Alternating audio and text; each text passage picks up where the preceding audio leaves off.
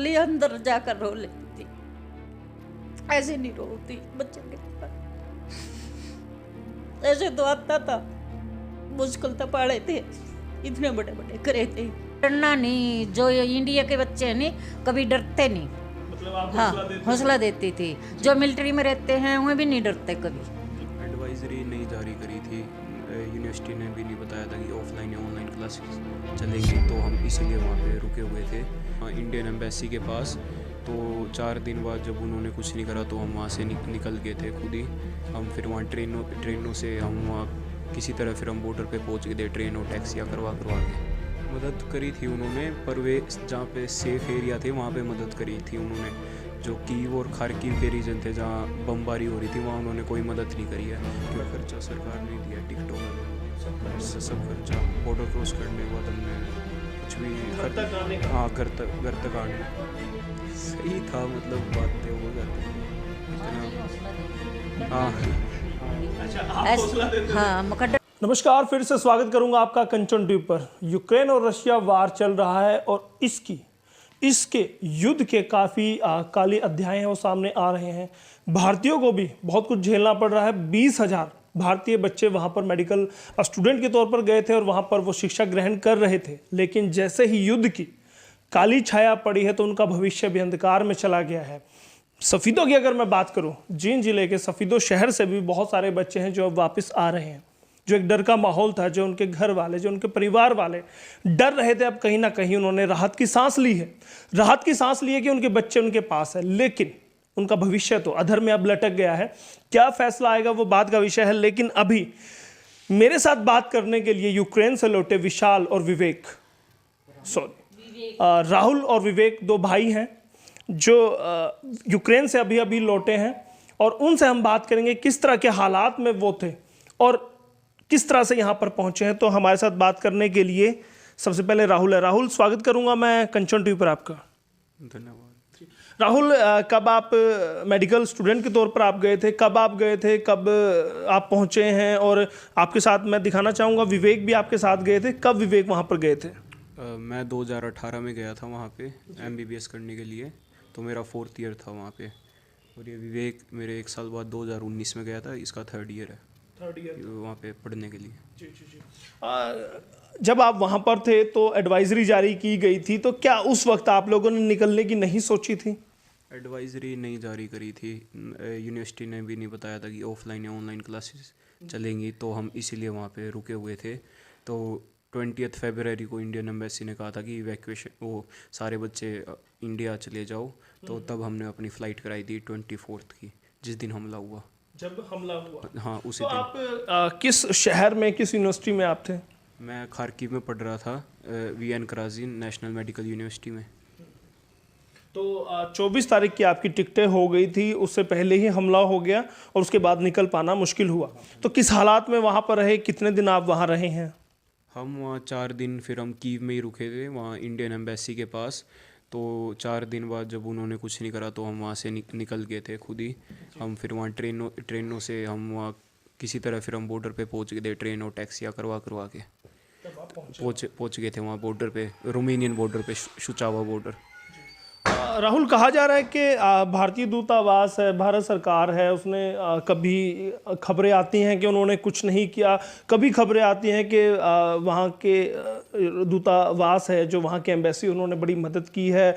भारतीय राजनेता हैं जो बच्चों को हाथ हिलाते हुए सी ऑफ करते हैं, उनको खाने के पैकेट देते हैं, हवाई जहाज़ में बिठाते हैं। तो किन खबरों पर विश्वास किया जाए? खबरें वो हैं कि उन्होंने, भारत सरकार ने मदद की, खबरें वो हैं कि जिसमें मदद नहीं की? क्या कहना चाहेंगे? मदद करी थी उन्होंने, पर वे जहाँ पे सेफ़ एरिया थे वहाँ पे मदद करी थी उन्होंने। जो कीव और खारकीव के रीजन थे जहाँ बमबारी हो रही थी वहाँ उन्होंने कोई मदद नहीं करी है, क्योंकि वहाँ अभी भी मेरे दोस्त फंसा हुआ है एक, वहाँ खारकीव से अभी वो निकले हैं, तो वहाँ भी यूक्रेन में है। वे किसी तरह खुद ही 22 किलोमीटर चल के उसने खारकीव से बाहर निकला वो। उन्होंने बॉर्डर के बाद उन्होंने सारी मदद करी है, पर बॉर्डर से पहले हम उसमें कोई मदद नहीं करी उन्होंने। मतलब वहाँ सरकार भी असहाय हो गई थी। हाँ, वहाँ कोई मदद नहीं करी है। बॉर्डर के बाद सारी मदद करी है उन्होंने, उससे पहले कोई मदद नहीं है। कहा जाता है कि सरकार जो है अपने खर्चे पर ही जो हवाई टिकटें हैं वो सरकार देती है, उसका खर्चा सरकार देती है, या आपको खुद खर्च वहन करना पड़ा है? सारा खर्चा सरकार ने दिया है, टिकटों का भी सब खर्चा। बॉर्डर क्रॉस करने के बाद हमने कुछ भी घर तक आने का। हाँ, घर तक आने। हाँ, वो वहाँ से कुछ खर्चा नहीं है, मतलब बॉर्डर तक एक बारी पहुँचने के बाद सारा। कहा जा सकता है कि सरकार ने मदद की। हाँ, मदद करी है। जी जी जी। और राहुल, मैं जानना चाहूँगा, जितने दिन आप रहे, कितने दिन आप वहाँ पर रहे, किस तरह की आपकी मनोस्थिति उस वक्त थी, किस तरह का दबाव था, किस तरह का तनाव में आप रहे हैं? दबाव तो हम 4 दिन रुके थे कीव में, तो बमबारी होती थी, तो उसके बाद हम घरों के अंदर ही रहते थे, सामान ले आते थे बाहर से, मार्केट से। उसके बाद पूरा दिन वो स्कूल की बिल्डिंग थी, वहाँ पे 200-300 बच्चे रहते थे हम। रहते बाद एक दिन ज़्यादा थोड़े हालात ख़राब हुए थे, उस दिन डर का माहौल रहता था? डर का अंदर तो नहीं रहता था, मतलब सारे बच्चे आराम से रहते थे, 200-300 बच्चे, तो इतना माहौल ख़राब नहीं था। तो एक दिन हम बंकर में भी रुके थे, उस दिन ज़्यादा माहौल ख़राब था, तो हम अगले दिन निकल गए वहाँ से सारे बच्चे। इसी दौरान जब आप घर वालों से बात करते थे, आपकी दादी आपके साथ बैठे हैं, जब आप बात करते थे तो किस तरह, क्या इनको डर रहता था, इनको चिंताएं रहती थी, और किस तरह से आप इनको सांत्वना देते थे, आप इनको हौसला देते थे कि ये आपको हौसला देते थे? सही था, मतलब बातें हो जाती थी इतना। हौसला देती थी, डरना नहीं देते बिल्कुल भी। अच्छा, आप हौसला देते थे? हाँ, मगर डरना नहीं। जो इंडिया के बच्चे हैं नहीं, कभी डरते नहीं। मतलब आप हाँ, हौसला देते हौसला देती थी। जो मिलिट्री में रहते हैं उन्हें भी नहीं डरते कभी। डरना नहीं चाहिए कभी भी। डर करेंगे तो फिर कैसे काम चलेगा? डरना नहीं चाहिए। आप इनको तो माता जी हौसला देते थे, क्या आपके मन में डर रहता था बच्चे ऐसी जगह पे है? मेरा को डर रहता था मन में, लेकिन बाहर नहीं दिखाते थे। दिखा अकेली अंदर जाकर रो लेती थी, ऐसे नहीं रोती बच्चे के साथ। ऐसे तो आता था, मुश्किल तो पड़े थे, इतने बड़े बड़े करे थे। जो बहू बेटे कल्ले रहे यहाँ, इन पर क्या बीतती है वो तो मैं जानूं। जो मेरी गेल बितरी हो, इनकी गेल बितरी। अब तो खुश हैं आप, आपके हाँ, बच्चे आपके पास अब हैं। कुछ मतलब कहेंगे कि सरकार ने मदद की है, सरकार का धन्यवाद भी करना चाहेंगे आप? हाँ जी, मोदी साहब का धन्यवाद, जो हमारे बच्चे हमारे घर आ गए सुपरडाल। अरे इनने बहुत मेहनत करी है बच्चे न आने की, बहुत कष्ट उठाया। देखिएगा, अभी मैं परिवार है, मैं और भी दिखाना चाहूँगा। माता जी हैं, उनके भी आंखें थोड़ी सी गमगीन हो गई हैं। राहुल की और विवेक की माता जी हैं, काफ़ी बुरे हालात में थे जब बच्चे वहाँ फंसे हुए थे, आप यहाँ घर पे थे, तो किस तरह का माहौल रहता था?